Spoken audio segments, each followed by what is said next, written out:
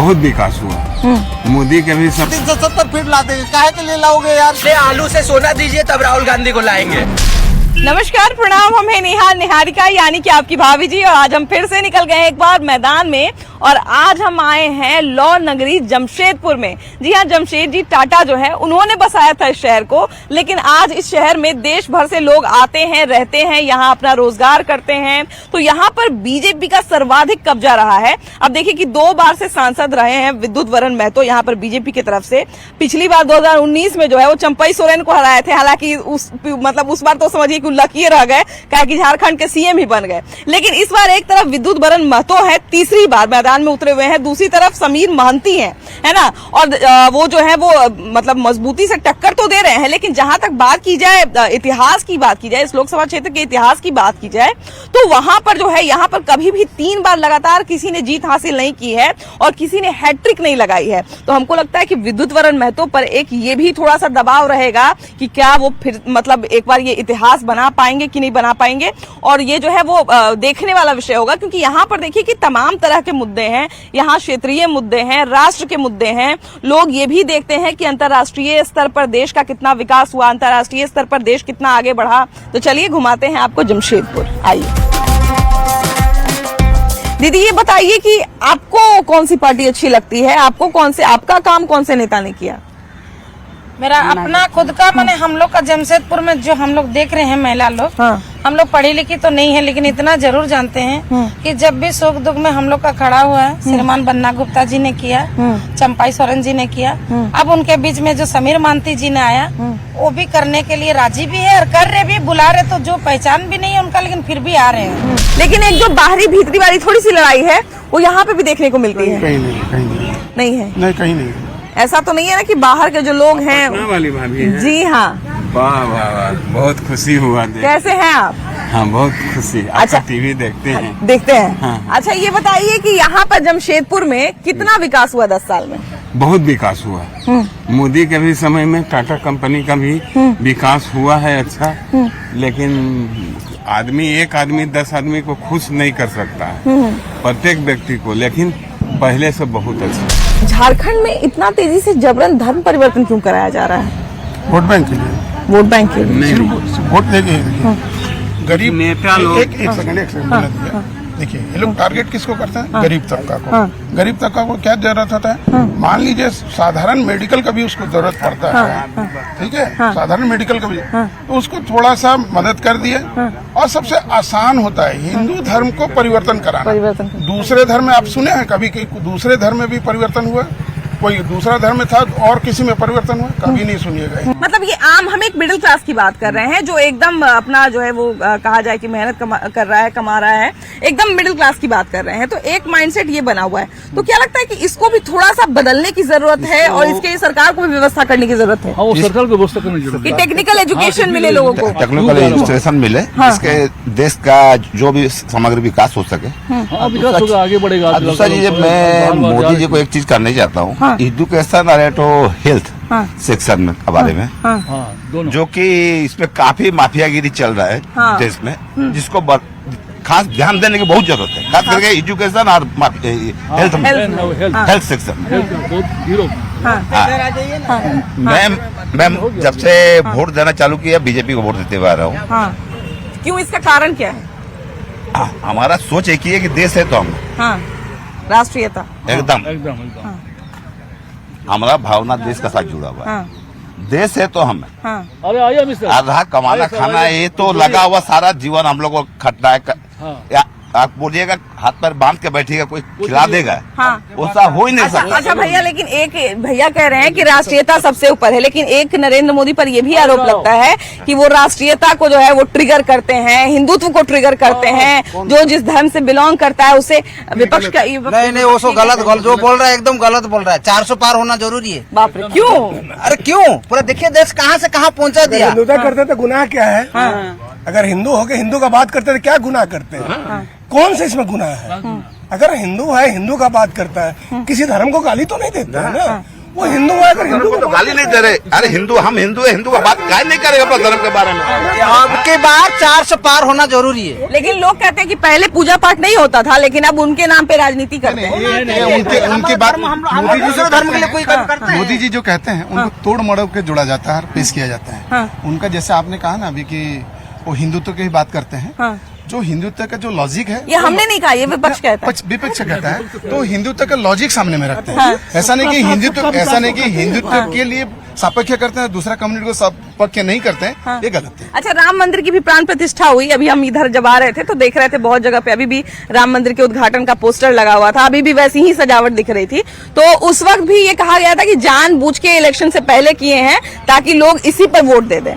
तो क्या सिर्फ इसी पे वोट दे देंगे लोग? नहीं, इसी पे क्यों वोट देंगे? बात नहीं है, हिंदू के लिए बहुत बड़ी बात है। और किसी लिए, हमारे लिए जो है ऐसा देश के लिए नहीं, बाकी हिंदू का बात अगर करते हैं तो कोई बुराई नहीं करते हैं। हम हिंदू हैं तो हिंदू का बात करना चाहिए। जी भैया, आप कुछ बोल रहे थे। का मंदिर बनना चाहिए था, ये तो हमारा बहुत दिन से डिमांड था कि मंदिर वहाँ होना चाहिए था। और मोदी जी आए हैं तो मंदिर बना है। इससे पहले कोई पार्टी उसके बारे में कुछ बोलता भी नहीं था कि मंदिर बनना चाहिए। कहीं ऐसा तो नहीं है ना कि राहुल गांधी को फ्रंट पे रखते हैं इसलिए थोड़ा पीछे हो जाते हैं, क्योंकि राहुल गांधी का चेहरा लोगों को कुछ खास पसंद नहीं आ रहा है। पसंद नहीं आ रहा है। अगर राहुल गांधी की जगह कोई और रहते तो क्या लगता है कि विपक्ष और टक्कर दे पाता? ना नहीं। क्या लगता है भैया कि नेतृत्व की कमी होने के कारण विपक्ष थोड़ा सा पीछे हो जा रहा है? विपक्ष तो पीछे होगा ही, क्योंकि उनके पास तो कोई कॉम्पिटेंट लीडर कोई नहीं है। जो भी बोलते हैं तो वो जातिवादी के और इसके बात की बात करते हैं। राजनीति के लायक नहीं है। एक भाभी जी करके करती है, वो आप ही हैं क्या? जी, वो पटना उटना में करती हैं। जी हाँ। तो अब आपके झारखंड में घूमने आ गए। हाँ, तो वही हमको लगा कि वही है। तो थोड़ा और टीवी पर तो आपका आवाज और बुलंद आता है। हाँ, बुलंद आता है। अभी ये भी रिकॉर्ड होगा ना, तो माइक पे अंदर में मशीन होता है तो बुलंद कर देगा अपने आप। देखिए मैडम, जो देश के लिए राजनीति करता हो, केवल देश के लिए उसको सपोर्ट करना चाहिए। देश के लिए राजनीति यदि 370 हटा के ये करके सब मोदी जी किए हैं तो उनको सपोर्ट करना चाहिए। हाँ, अच्छा, लेकिन अब वो कहते हैं कि 370 फिर ला देंगे, काहे के लिए लाओगे यार? क्यों लाओगे फिर वहाँ आतंक फैलाने के लिए? अच्छा क्यों लाएंगे ये बताइए? इतना लोग है, कोई बोलेगा क्यों लाएंगे? वो तो असंभव है, सुप्रीम कोर्ट तो कह दिया असंभव है। वो तो बोलता होगा ही क्यों है? नहीं। बिछड़ता आज ये बात लेकिन कहते हैं वो नहीं गलत है। इतना दिन बाद एक अच्छा काम किया है, उसको अगर बिगड़ना है ये तो देशद्रोह जैसा बात होगी। 3 बार लगातार कोई एक सांसद कार्यकाल दोहराया नहीं, मतलब तिहराया नहीं है, तीसरी बार नहीं बने हैं। 2 बार तो बन चुके हैं लेकिन तीसरी बार नहीं बने हैं। तो क्या लगता है ये इतिहास बनेगा? मोदी की गारंटी है। रिजर्व है ये सीट। बीजेपी वाली जो सरकार है, अभी जो रिजर्व है, एडवर्टाइजमेंट हो या ना हो, प्रचार हो या ना हो, मगर ये रिजर्व है। और विद्युत नेता का विद्युत माता कौन नहीं जानते हैं, हम मोदी को जानते हैं। मोदी को वोट मिल गया है। मोदी कैसे से बनेगा? नहीं, विद्युत नारायण माता जी ने भी अच्छा काम किए हैं, बहुत अच्छा काम किए हैं। जमशेदपुर के लिए विद्युत जी बहुत अच्छा काम किए हैं। अब हमेशा नया नया रिकॉर्ड बनता रहेगा। मोदी आज सिर्फ यही नहीं, हर जगह रिकॉर्ड बनेगा। क्या बाबू, आप लोग कहाँ से हैं? मोदी है तो मुमकिन से। ऐसे पढ़ाई की कैसी व्यवस्था है यहाँ पे? ठीक है। 70 साल तक राज किया ना, तो कितना उन्नति हुआ है, कितना विकास हुआ है। और 10 साल 14 साल में कितना विकास हो रहा है, तुलना कर लीजिए। लेकिन 15 साल पहले भारत था, आज का भारत में देख लीजिए अंतर क्या है। एम्स कितना बना? 10-70 साल में एम्स करीब 5 या 6 बनाए थे ऑल इंडिया इंस्टीट्यूट। अब मोदी जी आने के बाद लगभग 20 एम्स बनाए। और इंडियन इंस्टीट्यूट ऑफ मैनेजमेंट का तो पूरे इंडिया में खुलवाया, हर राज्य में। आज का भारत वर्ल्ड में। और हमारे युवा लोग बाहर नहीं जा करके अब इंडिया में एडमिशन लेकर के इंडिया में पढ़ रहे हैं। और जो बाहर गया है वो वापस भी आ रहे हैं इंडिया में। दुनिया एक नाम से जानता है इंडिया को। मोदी मोदी मोदी वर्ल्ड लीडर बनने जा रहा है मोदी। उसका नोबेल पीस के लिए मनोनीत किया गया है। बाइडेन सब इनको सपोर्ट करता है, सब कोई इन्हीं का चेला बन गया है। जो सुपर पावर बाइडेन, उसको मोदी को हाथ मिलाने के लिए खुद उठ के खड़ा होता है। तो इससे ज्यादा और क्या चाहिए? Modi is the boss. Modi is the boss. हमारे देश में इतना मोदी उत्थान किया है तो इसके एक खाली कर दे कि खाली बेरोजगारों का कैलकुलेशन कर दे कि हमारे पर राज्यवाज में कितने कितने बेरोजगार हैं, उसकी एक जनगणना होनी चाहिए। और आप कितना को रोजगार दे रहे हैं, ये तो आप कर सकते हैं। बिल्कुल, ये सही तरीका जब है। आप वोट जब आप लेते हैं तो घर घर जाके एक में कैलकुलेशन है कि 15,200 उस बूथ में है, 3,000 इस बूथ में है, तो ये भी तो कैलकुलेशन कीजिए कि इस देश में बेरोजगारी कितनी है। उसका कैलकुलेशन एक साल में कैलकुलेशन के निकालिए और डेली जारी कीजिए महीना में। इस महीना में इनमें 4,000 आदमी को रोजगार दिया, उस महीना में 50,000। ये क्यों नहीं करते हैं? बिल्कुल, उसको चुप क्यों रहते हैं? 45 करोड़ में आप ये कैलकुलेट करके निकालिए कि कितने बेरोजगार हैं। इसको जैसे ही रोजगार की बात कीजिएगा में तो सिर्फ लूट मार था, पूरा घोटाला ही घोटाला, पूरे देश में पूरा घोटाला था। आज के दिन में एवरेज जो आई है वो पहले की तुलना में बहुत ज्यादा बड़ा है। आप रोड में सरकारी नौकरी पे रोजगार का आकलन कभी नहीं करना चाहिए। आजकल प्राइवेट नौकरी इतनी है कि आप करने के लिए आप भेजिए अपने घर। यहाँ पर देखिए ना, बीएससी किया हुआ ITI, यहाँ पर बीएससी किया हुआ लड़का सरकारी नौकरी पे कभी भी आप आकलन करेंगे तो आप कभी भी देश की लड़का को बीटेक कराए और बीटेक कराए कि हाँ पकौड़ी खिंचवाइए ना। आप बीटेक करके सरकारी नौकरी करवाइएगा, आप बीटेक करके सरकारी नौकरी करवाइएगा। जो लड़का 50 नंबर लाएगा, जो लड़का 50 नंबर ला के रिजर्वेशन लेगा कॉलेज में, और जो लड़का 90 मार्क्स लाएगा, दोनों सेम है, दोनों को सेम नौकरी मिलेगा। गोदाम में रख के जो कमाएगा गरीब है, आप क्यों पाल रहे हैं उसको? 80 करोड़ आदमी आप अनाज गोदाम में रख के सड़ाने के लिए तैयार है, वो बर्बाद हो जाए, किसी का पेट नहीं भरे, लेकिन आपको बांटने से आपत्ति है कि गरीबों का पेट नहीं भरना चाहिए। आपको वोट लेने के लिए 80 करोड़ आदमी को देते हैं अनाज।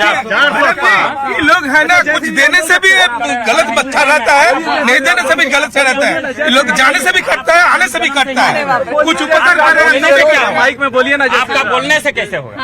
हमारा आपका बोलने से क्या होगा? हमरा बोलने नहीं, आपका बोलने से हम हिंदू हो जाएंगे, आपका बोलने से हम पूजा करेंगे। आपका मेरा बात सुनिए ना, अगर यदि 145 करोड़ आदमी है, उसमें से 6 करोड़ आदमी क्या है राम जन्मभूमि, तो 6 करोड़ आदमी क्या है, बाकी हिंदू नहीं है? क्या हम नहीं समझे?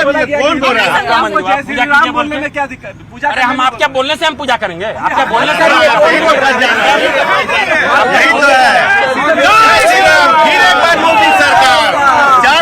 आपका राहुल गांधी के भाषण सुने हैं ना, बोले एक झटका में गरीबी हटा देंगे, एक झटका में गरीबी। पहले आलू से सोना दीजिए, तब राहुल गांधी को लाएंगे। अरे भाई 5 लाख मिला कि नहीं मिला? आयुष्मान कार्ड बना कि नहीं? अरे हम क्या कहना है, बीजेपी क्या कहना है, किसी को छोड़ेंगे नहीं और सबको हम अपने साथ जोड़ेंगे, यही तो बोला है। आयुष्मान कार्ड मिला ना? आयुष्मान कार्ड बनवाए कि नहीं बनवाए?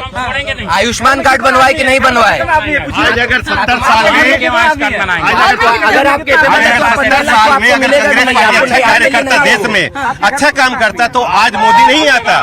आज मोदी आने के कारण कि अच्छा कार्य कर रहे हैं पूरे देश में, पूरा वर्ल्ड में, पूरा विश्व में, इसलिए मोदी को लोग चाह रहे हैं। और आज भी लोग चाह रहे हैं। देखिए, जय श्री राम। रेसिडेंस से आपका क्या मतलब है? मेरा क्या मतलब है? कितना मेंबर है, मेरा मेंबर क्या है? तो 5 लाख करके आयुष्मान कार्ड का जितना मेंबर है 5-5 लाख करके जोड़िए, मिला के नहीं 15 लाख, इनसे पूछिए।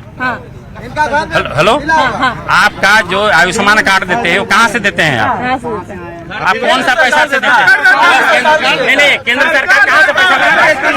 केंद्र सरकार कहाँ से पैसा लाते हैं? आप मिडिल क्लास का ब्लड टेस्ट, कोई भी सरकार तो वैसे ही मदद करेगी भैया। कोई आपत्ति नहीं है टैक्स का पैसा देने में, आपको क्या आपत्ति है? हम भी टैक्स देते हैं। राहुल गांधी का इटली से पैसा ला के बांटेंगे 15 लाख रुपया।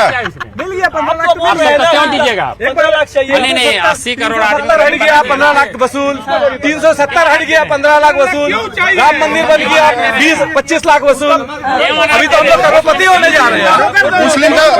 मुस्लिम महिला को मोदी ने कानून बनाया, आज मुस्लिम महिला सुरक्षित है। पहले राहुल गांधी, सोनिया गांधी के राज में असुरक्षित थी मुस्लिम महिला, मगर आज मोदी के राज में महिला मुक्त मुस्लिम महिला सुरक्षित हो गई है। 3 तलाक हटा करके सुरक्षित किया गया महिला को। सही बात है, ये मानेंगे नहीं।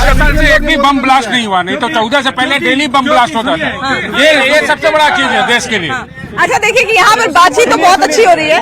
पुरुष प्रधान समाज जो है वो नहीं मानेगा कि 3 तलाक कभी सही हुआ उनके लिए, क्योंकि ये पुरुष प्रधान है उनके समाज में। वो कभी नहीं मानेंगे कि हमारा लिए सही किया गया, जबकि महिलाएं ये मानती है कि हमारे लिए बिल्कुल सही किए मोदी जी। आज जब 4 नतीजा है, उस देखिएगा मुस्लिम महिला का भी मोदी को ही वोट मिला हुआ, जो पढ़ी लिखी महिला, जो शिक्षित महिला है वो मुस्लिम, वो भी कश्मीर में मुस्लिम महिला को जो उद्योग दिया गया है, जो बुर्का पहन के घर के अंदर में दबा के रखा गया था, वो लोग आगे बढ़ करके अभी बहुत तरह से व्यापार करने शुरू कर दिए। बहुत सारे तरीका हो रहा है कश्मीर में। आज इस लिंक रोड में भी हम लोग देखते कई सारी महिला मुस्लिम महिला रोड में यानी टहलते। पहले 5 साल, अभी जब हम भी आए थे तो कई महिलाएं जो है वो पहले 10 साल पहले 15 साल पहले मुस्लिम महिला यहाँ मैदान में नजर ही नहीं आती थी, बुर्का पहन के घर के अंदर बैठे रहते थे। यहाँ पे देखिए कि डिस्कशन तो बहुत अच्छा हो रहा है, दोनों पक्ष के लोग जो है वो अपनी बात मजबूती से रख रहे हैं, लेकिन हमारे पास समय थोड़ा सा कम रहता है, इसलिए अभी इस एपिसोड को यहीं पे हम लोग रोकेंगे। ये था हमारा पूरा जमशेदपुर के लोग, हम लोग थे और तमाम तरह के मुद्दों से हम लोग जो है वो रूबरू हुए, तमाम तरह की बातें हमने की। 2 बातें जो मेरे समझ में आए वो ये कि केंद्र के मुद्दे पर को लोग ज्यादा देख रहे हैं और ऊपर में कौन बैठेगा इसको लोग ज्यादा देख रहे हैं। फिलहाल इस एपिसोड में इतना ही, अगले एपिसोड में हम लोग फिर से मिलेंगे एक नए मुद्दे के साथ, लेकिन तब तक के लिए बाय बाय।